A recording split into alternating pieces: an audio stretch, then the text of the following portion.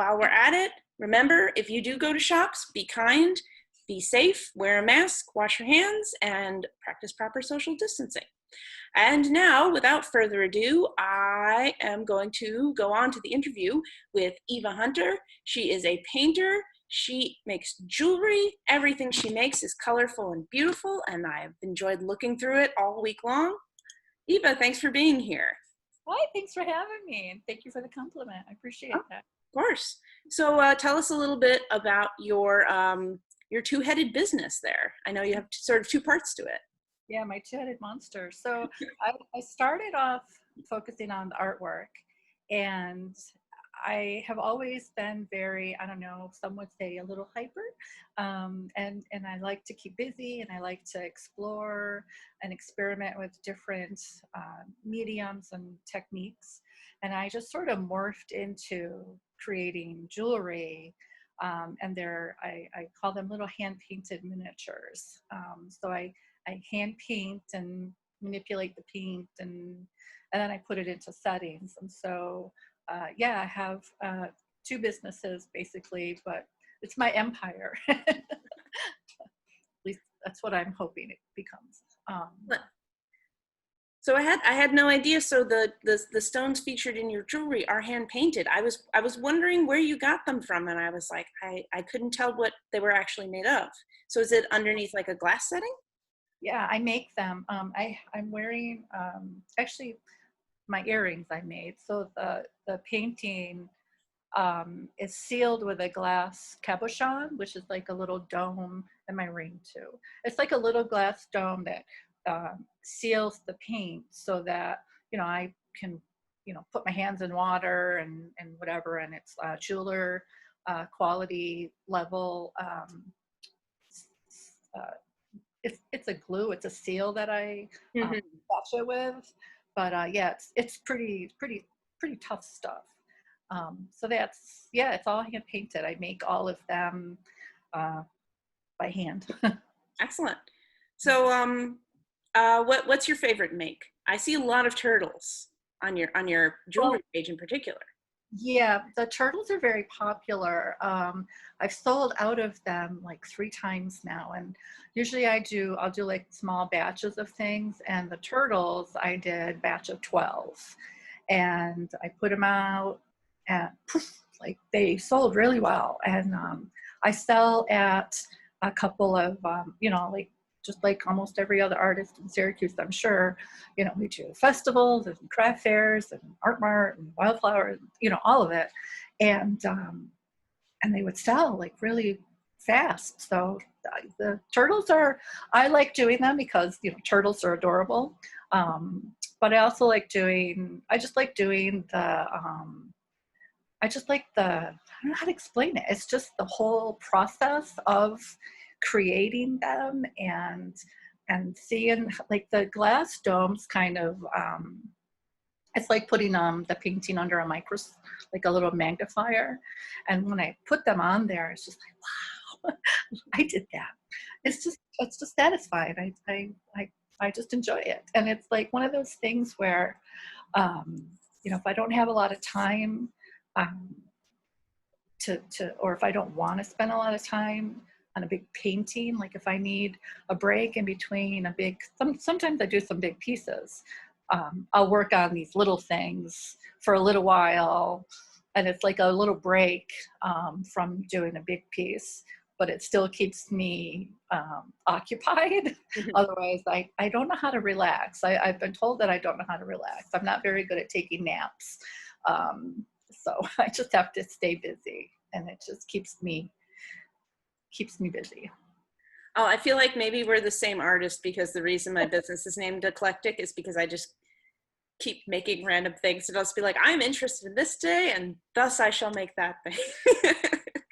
Yeah. I feel like in this day and age, we are so lucky and so blessed to be able to pretty much get what we need or what we want to play with or to experiment with. Like as an artist, I mean, all the pigments that are out there and all the materials that we have access to, I don't have to grind my own minerals to make my paints, God bless you if you have to do that. But, so to me, it's like, okay, I'm an artist and I think it's my job as an artist to be creative and to explore and to challenge myself to learn and grow and learn new skills. So, if I see a new medium or a new, I like to sculpt too.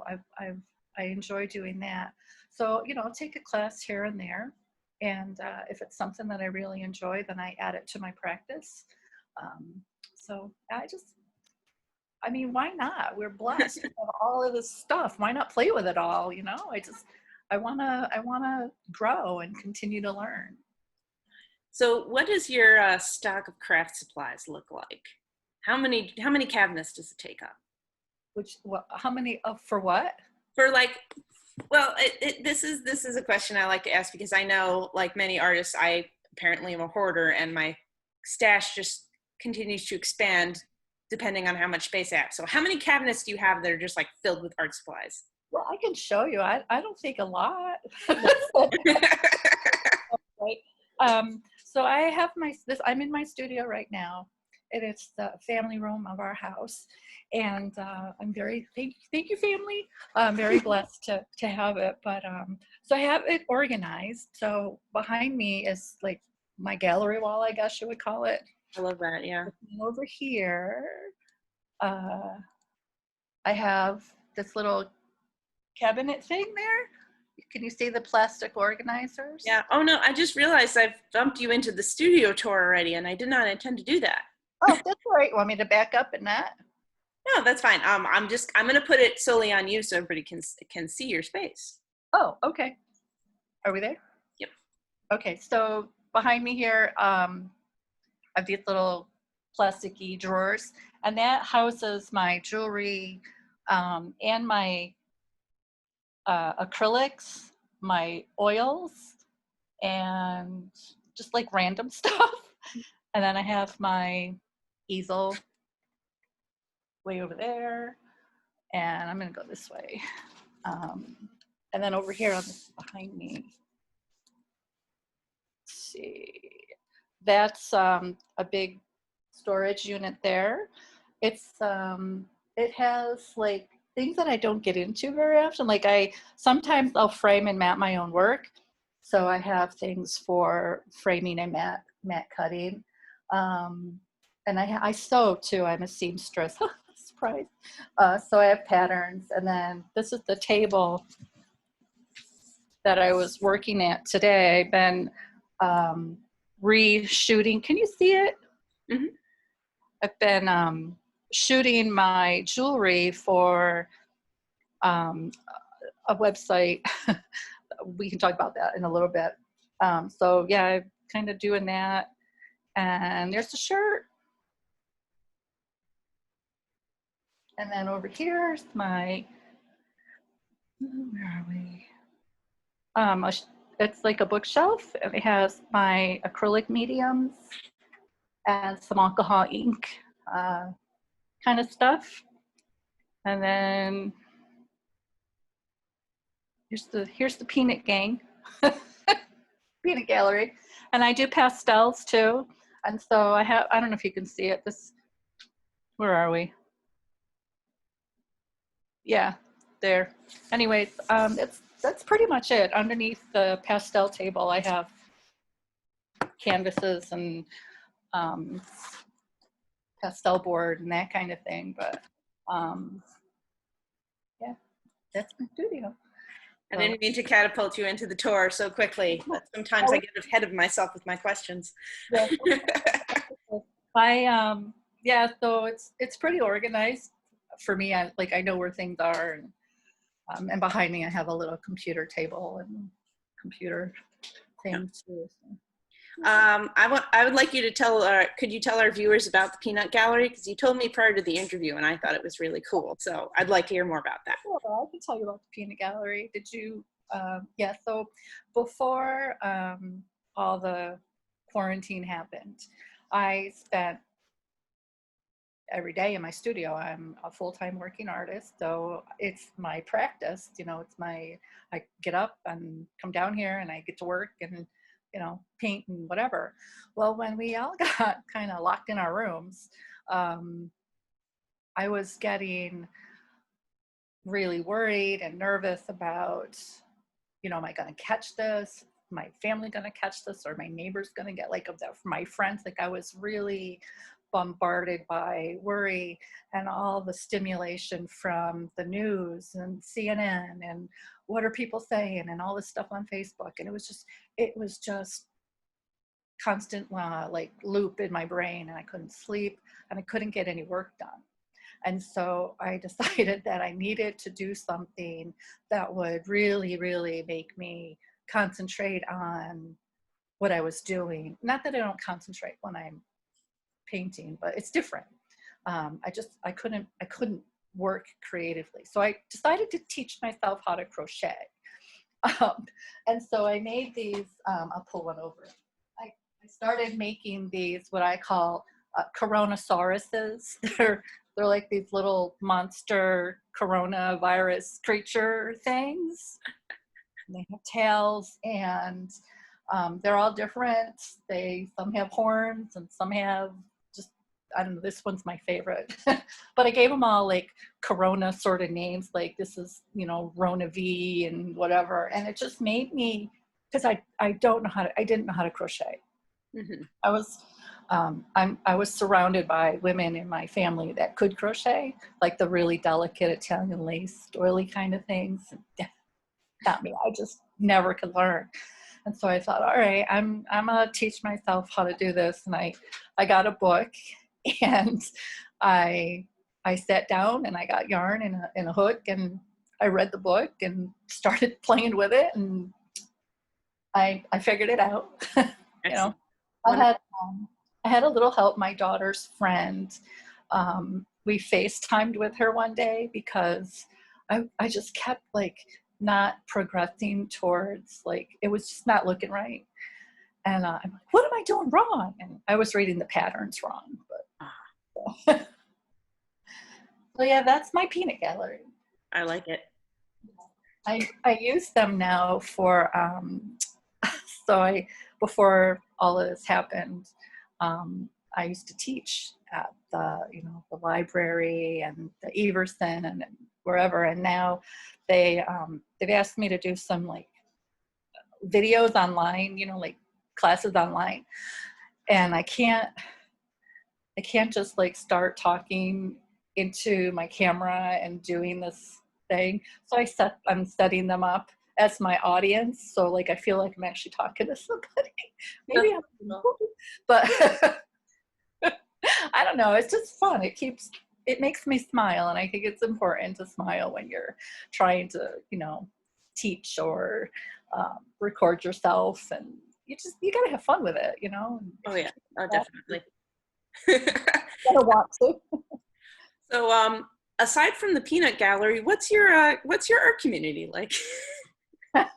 I have a great art community. I think the Syracuse art community is very supportive of each other, of one another. I go to art shows, whether I'm in them or not. If I can get there, I get there. And I see the same kind of just I don't want to say reciprocation. It's just, we're just very supportive of one another.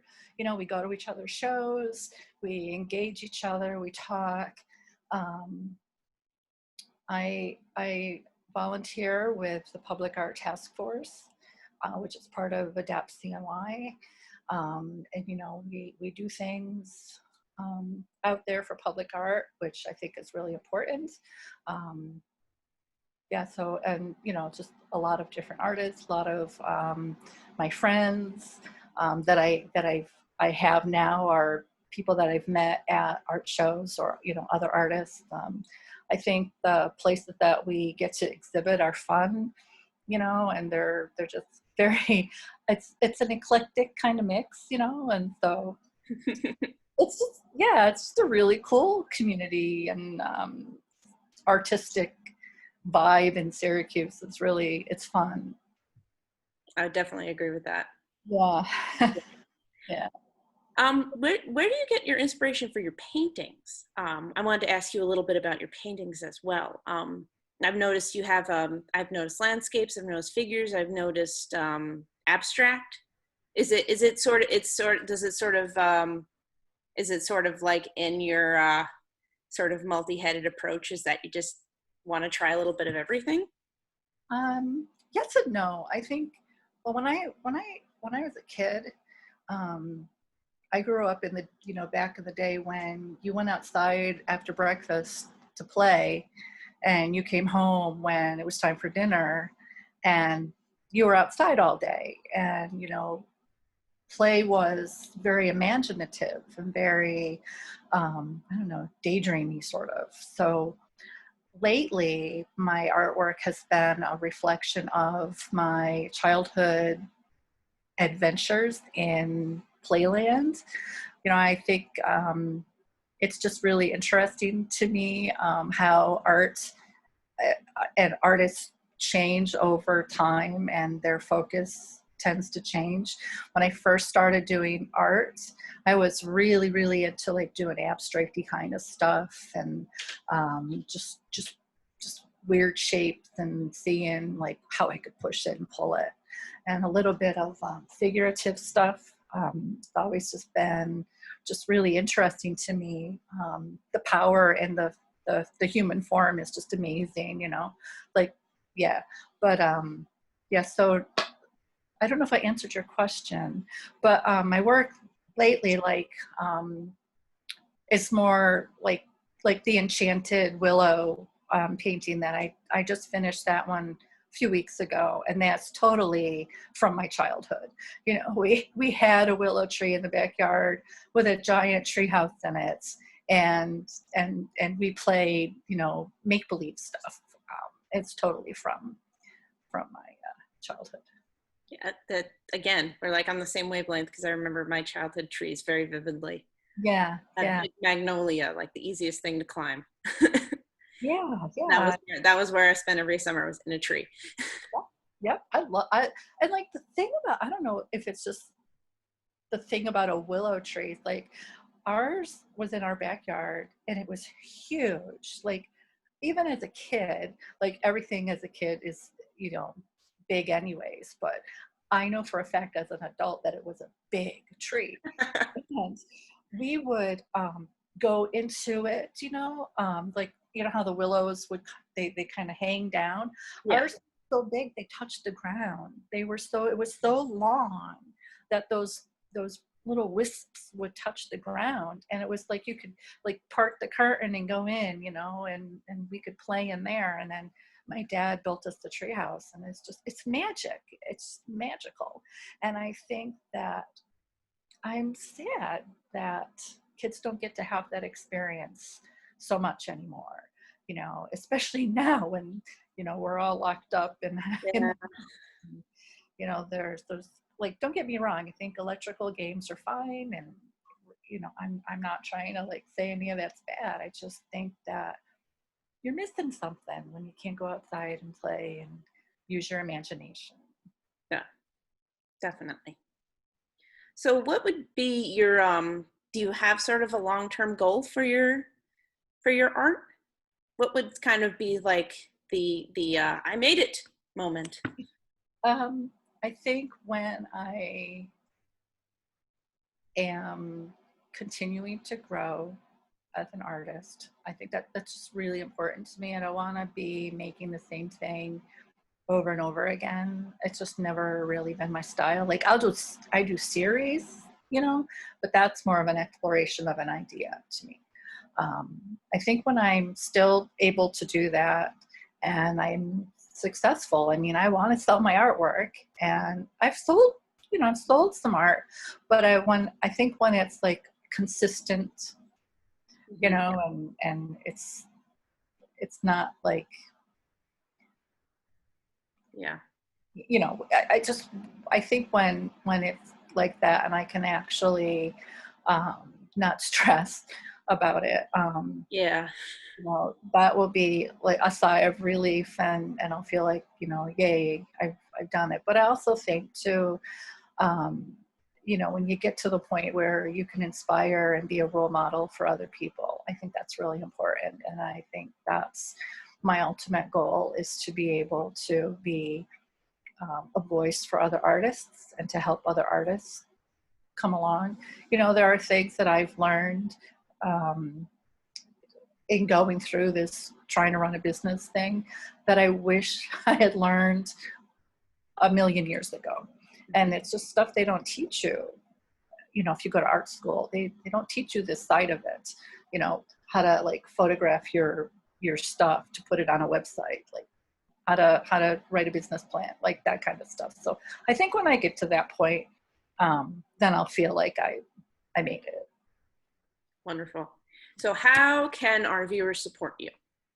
Just keep doing what you're doing, you know, tune in and keep supporting artists locally. You don't have to just buy my work. I mean, it's great, buy my work, but shop locally, shop with artists and go to their shows and, you know, watch their videos and comment, engage with them. I think that's like a really big thing now because everything is so social media, this and that. And it's like, I don't know about anybody else, but you know, you don't want to hear the sound of crickets when you're putting all this stuff out there. So I think the best way is to just keep doing more of this, you know, support and support other, you know, local artists and businesses and art fairs and festivals and go to them, spend money. Please do. Our houses are filling up with things and we don't know what to do. Yes, they are. Yes, they are. So Eva has a giveaway for us. I believe it was that fish shirt that we panned past before. Could we take another look at that, please? Absolutely. I'm going to roll it over. Hold on. Oh, yes, please.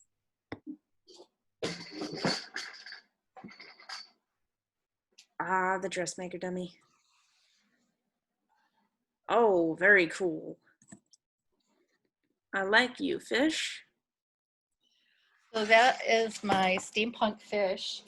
I had this, I did it as a scratch board piece, and it was on exhibit at the Gear Factory, and it sold like really fast, like the night of the opening, pretty much it sold. And I was like, oh, yay, that's great.